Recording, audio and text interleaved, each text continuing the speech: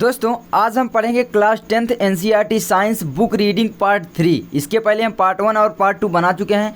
हमारा उद्देश्य है कि आप ज़्यादा से ज़्यादा बुक पढ़ें, तो आपको डिस्क्रिप्शन में लिंक मिल जाएगी, जाकर देख लीजिए, और या तो प्लेलिस्ट हमारी आप चेक कर सकते हैं। तो चलिए देखते हैं। विस्थापन अभिक्रिया बुक आप ज़रूर खोल लीजिए हमारे साथ। 1.2.3 विस्थापन अभिक्रिया क्रियाकलाप 1.9 लोहे की 3 कील लीजिए और उन्हें रेगमाल से रगड़कर साफ कीजिए। ए तथा बी से चिन्हित की हुई 2 परख नलियाँ लीजिए। प्रत्येक परख नली में 10 ml कॉपर सल्फेट का विलयन लीजिए। दो कीलों को धागे से बांधकर सावधानीपूर्वक परख नली बी के कॉपर सल्फेट के विलयन में लगभग 20 मिनट तक डुबो कर रखिए। तुलना करने के लिए एक कील को अलग रखिए। 20 मिनट पश्चात दोनों कीलों को कॉपर सल्फेट के विलयन से बाहर निकाल लीजिए। परख नली ए तथा बी में कॉपर सल्फेट के विलयन के नीले रंग की तीव्रता की जाँच कीजिए।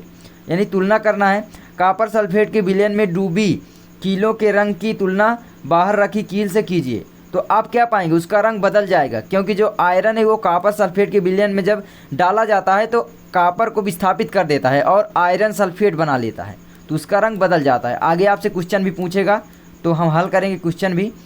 लोहे की कील यहाँ पर दी गई है और यहाँ पर देख सकते हैं कॉपर सल्फेट का, यहाँ पर कॉपर सल्फेट के विलयन के बाहर निकाली हुई कील है। ये देख सकते हैं हल्का भूरे रंग की है, ये हल्का नीले रंग की, देख सकते हैं इस तरह हो जाता है, क्योंकि कॉपर सल्फेट नीले रंग का था इसलिए भूरे रंग की कील जो है नीले रंग की हो गई। तो यहाँ पर परख नली ये सब दी गई है, ठीक है। तो आप देख लीजिए आसानी से। अब चलिए नीचे बढ़ते हैं। लोहे की कील का रंग भूरा क्यों हो गया तथा कॉपर सल्फेट के विलयन का नीला रंग मलिन क्यों पड़ गया? तो हम यहाँ पर बोल सकते हैं कि जो आयरन है, आप देख सकते हैं आयरन है वो कॉपर सल्फेट के विलयन से कॉपर को विस्थापित कर देता है और आयरन सल्फेट बना लेता है।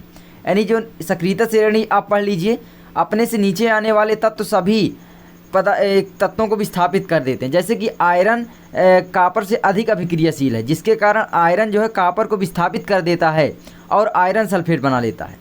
तो आप बोल सकते हैं आयरन जब कॉपर सल्फेट के विलयन में डाला जाता है तो आयरन कॉपर सल्फेट के विलयन से अभिक्रिया करके आयरन सल्फेट बना लेता है और कॉपर को विस्थापित कर देता है, कॉपर को कॉपर सल्फेट के विलयन से विस्थापित कर देता है। तो ये आप कर सकते हैं। आगे इस अभिक्रिया में लोहे यानी आयरन ने दूसरे तत्व कॉपर को कॉपर सल्फेट के विलयन से विस्थापित कर दिया या हटा दिया है। इस अभिक्रिया को विस्थापन कहते हैं। आप कह सकते हैं आयरन जो है वो ज़्यादा शक्तिशाली है और कॉपर जो है वो कम शक्तिशाली है। तो आयरन जो है कॉपर को मार के भगा देता है। जैसे कि आप देखते होंगे इस समय जो कंट्रोवर्सी हमेशा चलती रहती है, जो कमज़ोर आदमी होता है उसको जो बड़े बड़े लोग होते हैं बहुत परेशान करते हैं। इसी तरह मान लीजिए ये तत्व भी कर रहे हैं। आयरन जो है वो यहाँ पर कॉपर को परेशान कर रहा है और कॉपर को मार कर भगा दिया। यानी कॉपर को मान लीजिए सल्फेट जो है आयरन की कॉपर की पत्नी है, तो इसकी पत्नी को आयरन जो है छीन लिया। बस इस तरह याद करेंगे, उठपटांग से जल्दी याद हो जाता है, इसीलिए मैं आपको उदाहरण दे रहा हूँ। तो इस अभिक्रिया में लोहे का जो हो गया, तो यहाँ से ये देखिए इंपॉर्टेंट है, ठीक है। तो यहाँ से आप यहाँ तक जरूर कर लीजिए। तो यहाँ से ये इंपॉर्टेंट है तो मैंने हाईलाइट कर दिया। अब इसी तरह देखिए जिंक जो है कॉपर सल्फेट के विलयन से जब अभिक्रिया करता है तो सेम अभिक्रिया होती है, जिंक सल्फेट बना लेता है। यहाँ पर आप देख सकते हैं जिंक सल्फेट, और यहाँ पर कॉपर को विस्थापित कर देता है, क्योंकि जो कॉपर है वो जिंक के नीचे उपस्थित है। आप देख सकते हैं potassium, sodium, calcium, magnesium, aluminium, zinc, iron, lead, hydrogen, copper, mercury, silver, gold. आप देख सकते हैं कितना नीचे कॉपर है, यानी कॉपर हाइड्रोजन से भी विस्थापित हो सकता है। अब यहाँ पर इसी तरह पीबी ले लेते हैं, लेड ले लेते हैं, और यहाँ पर CuCl2 ले लेते हैं, कॉपर क्लोराइड ले लेते हैं, ठीक है। तो अब आप देख सकते हैं यहाँ पर क्या हुआ कि PbCl2 बन गया, यानी लेड क्लोराइड बन गया और कॉपर को विस्थापित कर दिया। सेम अभिक्रिया हो जाती है, यानी सेम आप देख सकते हैं, केवल विस्थापन अभिक्रिया हो जाती है। तो इस तरह आप आसानी से कर सकते हैं। सक्रियता श्रेणी याद कर लीजिए, आप आसानी से समझ जाएंगे। जिंक तथा लेड कॉपर की उपेक्षा अधिक, ठीक है, क्रियाशील तत्व हैं। आप देख सकते हैं जो ज़्यादा शक्तिशाली या क्रियाशील आप कह सकते हैं, वो अपने से कम क्रियाशील तत्वों को विस्थापित कर देते हैं। सक्रियता श्रेणी पढ़िए, अब मैं बार बार बोल रहा हूँ। अब चलिए पढ़ते हैं द्विविस्थापन अभिक्रिया क्रियाकलाप 1.10। एक परख नली में 3 ml सोडियम सल्फेट का विलयन लीजिए। एक अन्य परख नली में 3 ml बेरियम क्लोराइड लीजिए, दोनों विलयनों को मिला दीजिए। अब क्या होगा, जो यहाँ पर बेरियम क्लोराइड हो बेरियम सल्फेट बना लेगा और सोडियम सल्फेट जो है सोडियम क्लोराइड बना लेगा। चलिए देखते हैं नीचे। यहाँ पर आप देखेंगे कि श्वेत रंग के एक पदार्थ का निर्माण होता है जो जल में अभिलेय है। इस अभिलेय पदार्थ को अवक्षेप कहते हैं। जिस अभिक्रिया में अवक्षेप का निर्माण होता है उसे अवक्षेपण अभिक्रिया कहते हैं। तो दोस्तों यहाँ पर देख सकते हैं ये भी एक इम्पॉर्टेंट ही टॉपिक है, आप कह सकते हैं। तो यहाँ से यहाँ तक मैं हाईलाइट कर देता हूँ, तो आप लिख लीजिए इसको। देखिए सोडियम सल्फेट हो गया, Na2SO4 हो गया, प्लस बेरियम क्लोराइड जब अभिक्रिया किया, ठीक है, सोडियम सल्फेट जब बेरियम क्लोराइड से अभिक्रिया करता है या सोडियम सल्फेट के विलयन को जब बेरियम क्लोराइड के विलयन में मिलाया जाता है तो बेरियम सल्फेट बना लेता है और यहाँ पर सोडियम क्लोराइड बना लेता है। हम पहले ही पढ़े हैं जो आयनों का यहाँ पर देख सकते हैं आदान प्रदान एक प्रकार से हुआ है। सोडियम में +1 आयन होता है, सल्फेट में -2 आयन होता है, इसी तरह बेरियम में +2 होता है और क्लोरीन में -1 होता है। तो देख सकते हैं ये आदान प्रदान आपस में कर लिए, यानी एक का दूसरा ले लिया, दूसरे का पहला ले लिया, तो इस तरह ये ले लिया। यानी देखिए सल्फेट जो है सोडियम सल्फेट से विस्थापित हो गया, मान लीजिए एक प्रकार से सल्फेट और बेरियम में जुड़ गया और क्लोरीन है ये सोडियम में आ गया। तो बस एक अदला बदली कर लेते हैं पदार्थों का, आप बोल सकते हैं। ऐसा क्यों होता है? बेरियम +2 देखिए तथा सल्फेट -2 आयन की अभिक्रिया से बेरियम सल्फेट के अवक्षेप का निर्माण होता है। एक अन्य उत्पाद सोडियम क्लोराइड का भी निर्माण होता है जो विलयन में ही रहता है। वे अभिक्रियाएं जिनमें अभिकारकों के बीच आयनों का आदान प्रदान होता है उन्हें द्विविस्थापन अभिक्रिया कहते हैं। तो आपसे अगर एग्जाम में पूछा जाता है कि द्विविस्थापन अभिक्रिया क्या होती है तो आप यहाँ पर आसानी से लिख सकते हैं। हाईलाइट कर देता हूँ, आप लिख लीजिए। वे अभिक्रिया जिसमें अभिकारकों के बीच आयनों का आपस में आदान प्रदान होता है उन्हें द्विविस्थापन अभिक्रिया कहते हैं। तो इस तरह आप बोल सकते हैं। बस बहुत ही सिंपल परिभाषा हो गई। क्रियाकलाप 1.2 पर ध्यान दें जिसमें आपने लेड यानी लेड नाइट्रेट आप बोल सकते हैं, ठीक है, लेड नाइट्रेट PbNO3 का यहाँ पर ट्वाइस तथा पोटेशियम आयोडाइड यानी Ki के विलयन को मिश्रित किया था। अवक्षेप किस रंग का था? क्या आप अवक्षेपित योग का नाम बता सकते हैं? बिल्कुल बता सकते हैं। अवक्षेपित योग का नाम क्या है? यहाँ पर लेड नाइट्रेट जब Ki से अभिक्रिया करता है तो मतलब अदला बदली एक प्रकार से हो जाती है। लेड नाइट्रेट में लेड आयोडाइड बन जाता है और यहाँ पर पोटेशियम नाइट्रेट बन जाता है। बस सिंपल है। इस अभिक्रिया के लिए संतुलित रासायनिक समीकरण लिखिए। क्या यह भी द्विविस्थापन अभिक्रिया है? बिल्कुल द्विविस्थापन अभिक्रिया है ये, क्योंकि यहाँ पर मैं आपको थोड़ा सा समझा देता हूँ, ठीक है। मान लीजिए जब यहाँ पर देखिए क्या बोल रहा है, लेड नाइट्रेट यानी PbNO3 का ट्वाइस, ठीक है, PbNO3 सॉरी यहाँ पर चल नहीं रहा पेन थोड़ा, मैं आपको PbNO3 का ट्वाइस यहाँ पर PbNO3 का ट्वाइस यहाँ पर हो गया, ठीक है। जब ये Ki से अभिक्रिया करता है, पोटेशियम आयोडाइड से अभिक्रिया करता है, ठीक है, तो जब यहाँ पर ये इससे अभिक्रिया करेगा तो क्या होगा? तो यहाँ पर जब Ki से अभिक्रिया करेगा तो देख सकते हैं ये अभिक्रिया क्या हो जाएगी, आप बताइए मुझे। ये अभिक्रिया यहाँ पर हो जाएगी Pbi बन जाएगा, PbI2 बन जाएगा, ठीक है, और यहाँ पर बन जाएगा प्लस में KNO3 यानी पोटेशियम नाइट्रेट बन जाएगा। इस तरह बन जाएगा। बस सिंपल हो गया। अब नीचे बढ़ते हैं। उपचयन एवं अपचयन अभिक्रिया, यानी उपचयन और अपचयन अभिक्रिया क्या होती है? इसे रेडॉक्स अभिक्रिया भी बोला जाता है। तो ये क्या होती हैं आप देखिए यहाँ पर, तो यहाँ पर देख सकते हैं आप,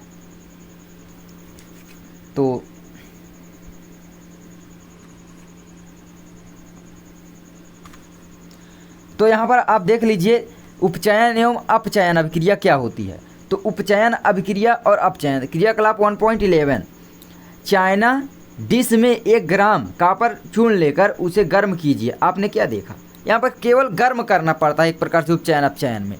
कॉपर चूर्ण की सतह पर कॉपर ऑक्साइड, ठीक है, की काली परत चढ़ जाती है। यह काला पदार्थ क्यों बना? यह कॉपर ऑक्साइड कॉपर में ऑक्सीजन के योग से बना। आप देख सकते हैं यहाँ पर जब कॉपर को हम दहन करते हैं ऑक्सीजन में, आप बोल सकते हैं कॉपर की जब अभिक्रिया ऑक्सीजन से होती है यहाँ पर, तो यहाँ पर क्या बन जाता है?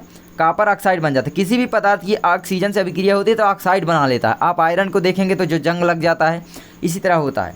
यदि इस गर्म पदार्थ CuO के ऊपर हाइड्रोजन गैस प्रवाहित की जाए तो सतह की काली परत भूरे रंग की हो जाती है, क्योंकि इस स्थिति में विपरीत अभिक्रिया संपन्न हो जाती है, यानी कॉपर अलग हो जाता है। देख सकते हैं कॉपर अलग हो, मैंने पहले भी बताया कि विस्थापन अभिक्रिया हो गई, ठीक है, मतलब हाइड्रोजन जो कॉपर ऑक्साइड से कॉपर को विस्थापित कर देता है, क्योंकि ये हाइड्रोजन जो है कॉपर से अधिक शक्तिशाली है। सक्रियता श्रेणी आप पढ़ लीजिए तो आप देख सकते हैं नीचे जो पदार्थ मौजूद है वो यहाँ पर कॉपर है और ऊपर हाइड्रोजन है। ऊपर वाला पदार्थ नीचे वाले पदार्थ को विस्थापित कर देता है।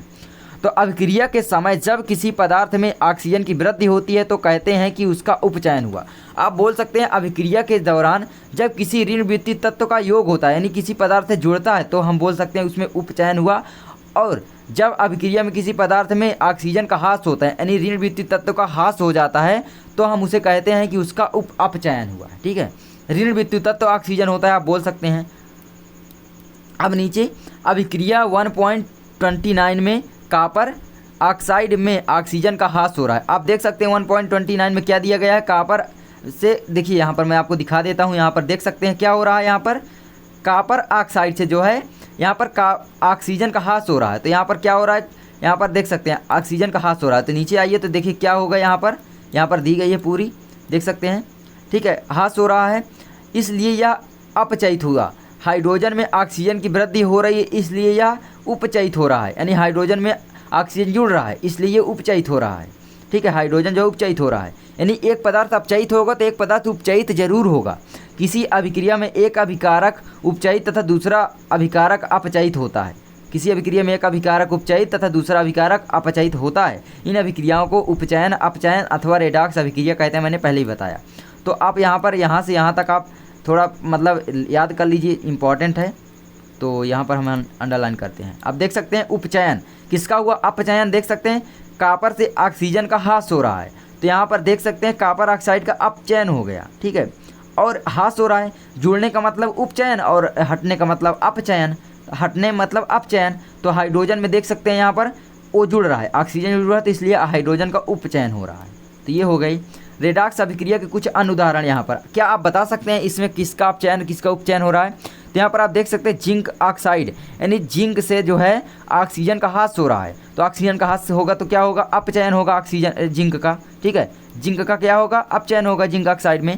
अब देखिए यहाँ पर कार्बन में ऑक्सीजन जुड़ रहा है, कार्बन मोनोऑक्साइड बन रहा है, तो यहाँ पर कार्बन उपचयित हो रहा है, यानी उपचयन हो रहा है कार्बन का। तो ये आप बोल सकते हैं। इसी तरह मैग्नीशियम ऑक्साइड में जब HCl की अभिक्रिया होती है तो आप देख सकते हैं ऋण विद्युत तत्व यहाँ पर MnCl2 बन जाता है और यहाँ पर H2Cl2 बन जाता है। तो इसमें भी आप बता दीजिए, ठीक है, आप इसको बताइए क्या होगा।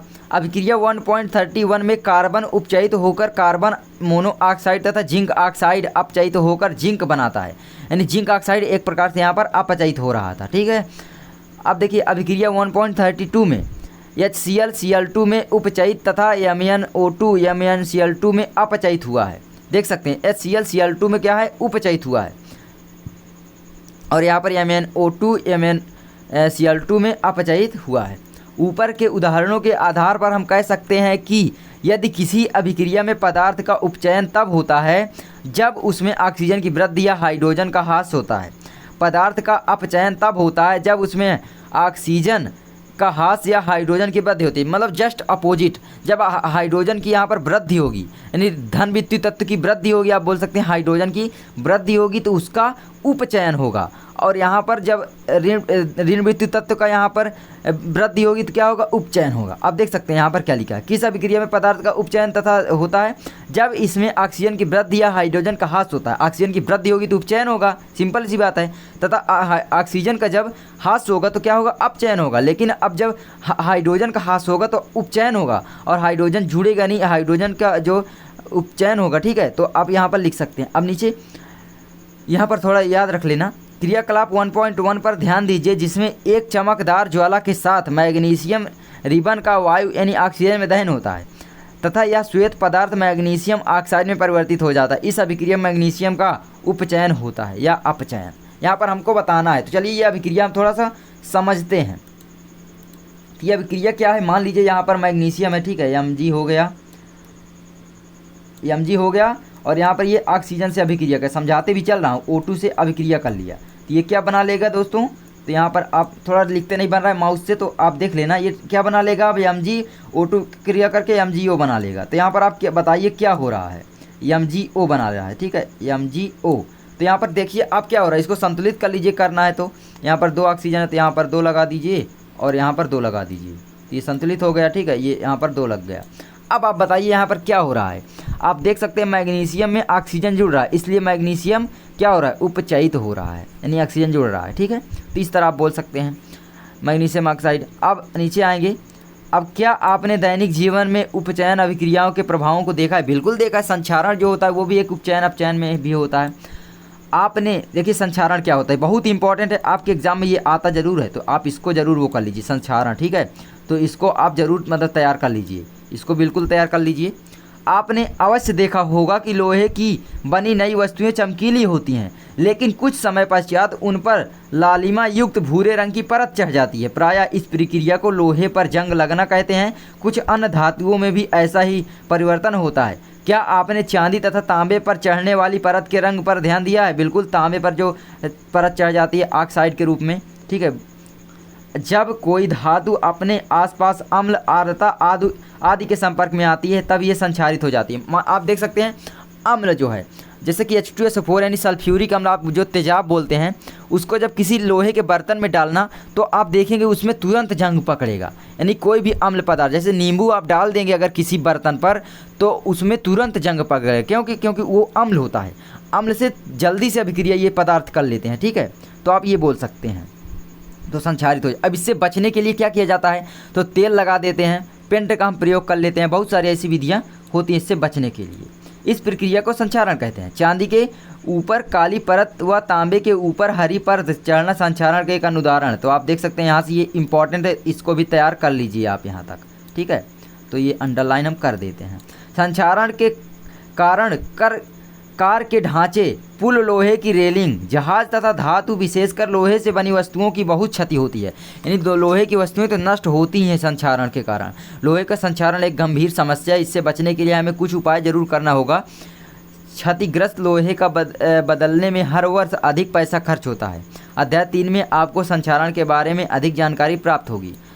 यानी जब किसी पदार्थ का पेंट छूट जाता है तभी वो संक्षारित होता है। आप देखेंगे किसी भी पदार्थ को, यानी लोहा हो गया, चांदी हो गया, कुछ भी। चांदी में तो पेंट नहीं किया जाता क्योंकि वो बहुत कम अभिक्रिया करती है ऑक्सीजन से, फिर भी उसका संक्षारण होता है। अब देखिए विकृत गंधिता बहुत ही इंपॉर्टेंट है, तो इसको आप जरूर तैयार करें।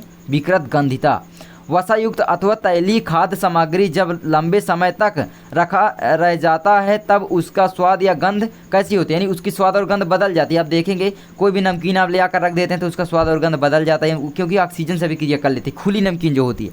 लेकिन जो बंद होती है पैकेट में, वो देखिए गंध ने कितने दिनों से रखी रहती है लेकिन वो नष्ट नहीं होती। क्यों? क्योंकि उसमें नाइट्रोजन गैस भर दी जाती है। जो आप देखेंगे गैस भरी होती है वो नाइट्रोजन होती है।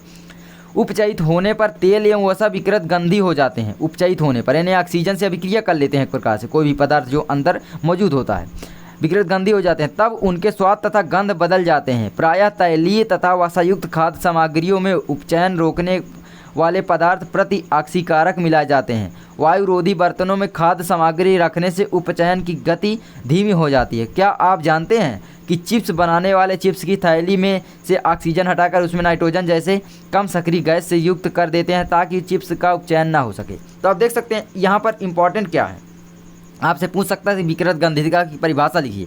तो आप लिखेंगे जब वसायुक्त एवं खाद्य सामग्री ऑक्सीजन के संपर्क में आती है तो वो उपचयित हो जाती है, उसके स्वाद एवं गंध में परिवर्तन हो जाता है। इसलिए जिस क्रिया को हम कहते हैं विकृत गंधिता। इससे बचने के लिए हम उसमें नाइट्रोजन गैस का प्रयोग करते हैं, यानी उनमें से ऑक्सीजन हटा देते हैं और नाइट्रोजन गैस डाल देते हैं पॉकेटों में। ये आप बोल देंगे तो आसानी से आपका आंसर सही हो जाएगा। देख सकते हैं जब लोहे की कील को कॉपर सल्फेट के विलयन में डुबोया जाता है तो विलयन का रंग क्यों बदल जाता है। तो आप लिखेंगे जब लोहे की कील को कॉपर सल्फेट के विलयन में डुबोया जाता है तब विलयन का रंग इसलिए बदल जाता है क्योंकि जो लोहा होता है यानी Fe होता है वो कॉपर सल्फेट के विलयन से कॉपर को विस्थापित कर देता है और आयरन सल्फेट बना लेता है। आपको मैंने पहले भी अब दिया था ना एक, उसको आप देखे होंगे। मैं आप यहाँ पर अभिक्रिया थोड़ा सा लिख देता हूँ। तो देख सकते हैं यहाँ पर जब लोहे की कील में कॉपर सल्फेट के विलयन में डाला जाता है। मान लीजिए हमें लोहे की कील एक ले लिए, Fe ले लिए, ठीक है। अब इसमें हम क्या मिला दिए, कॉपर सल्फेट, यानी क्या मिला दिए, CuSO4 मिला दिए, ठीक है, CuSO4 मिला दिए। अब यहाँ पर क्या होगा, अब यहाँ पर FeSO4 बना लेगा और आयरन कॉपर को विस्थापित कर देगा, BSO4 प्लस Cu बना लेगा। तो ये देखिए ये वाली अभिक्रिया यहाँ पर हो जाती है। तो ये आप कर सकते हैं आसानी से। क्रियाकलाप 1.10 से भिन्न द्विविस्थापन अभिक्रिया का एक उदाहरण लीजिए। यार द्विविस्थापन अभिक्रिया का उदाहरण आप मुझे बताइए। यहाँ पर कोई भी ले सकते हैं यार, मतलब सोडियम ले सकते हैं, सोडियम आयोडाइड की अभिक्रिया आप किसी H2SO4 से करा दीजिए, वहाँ पर भी सोडियम सल्फेट बना लेगा यहाँ पर, और HI बना लेगा। तो बहुत सारी ऐसी अभिक्रियाएँ आप ले सकते हैं। मैंने लेक्चर में बताया भी था और आगे हम बताएंगे आपको, ये प्रश्नों का हल आपको पूरा देंगे। निम्नलिखित यहाँ पर मोटा मोटा आप समझ लीजिए, निम्नलिखित अभिक्रियाओं में उपचयित तथा अपचयित पदार्थों की पहचान कीजिए। आपको करना है अब, यानी में क्या जुड़ रहा है, ऑक्सीजन जुड़ रहा है, तो ऑक्सीजन जब जुड़ेगा तो क्या होगा, उपचयित होगा। तो सोडियम उपचयित हो रहा है, ऑक्सीजन अपचयित। यहाँ पर इसी तरह ठीक है, धन विद्युत तत्व जुड़ रहा है ऑक्सीजन में, इसलिए ऑक्सीजन अपचयित होगा। अब देखिए CuO यानी से क्या हो रहा है, H2 यहाँ पर अभिक्रिया हुई तो Cu यहाँ पर विस्थापित हो गया और यहाँ पर H2O बन गया, लेकिन यहाँ पर CuO से ठीक है, यानी कॉपर से जो है ऑक्सीजन का ह्रास हो रहा है, इसलिए अपचयन हो रहा है कॉपर का, और हाइड्रोजन में ऑक्सीजन जुड़ रही है, इसलिए यहाँ पर हाइड्रोजन का उपचयन हो रहा है। तो इस तरह आप बोल सकते हैं। आपने क्या सीखा इसको भी हम पढ़ लेते हैं आराम यार, लेकिन आप प्लीज़ बुक ज़्यादा से ज़्यादा पढ़िए, मेरी आपसे हाथ जोड़ कर रिक्वेस्ट है। बुक पढ़ेंगे तो आप आसानी से हर चीज़ हल करेंगे, लेकिन अगर आप रट्टू तोता बनेंगे तो कुछ भी नहीं कर पाएंगे। मिलते हैं नेक्स्ट वीडियो में, तब तक के लिए जय हिंद, जय भारत, वंदे मातरम।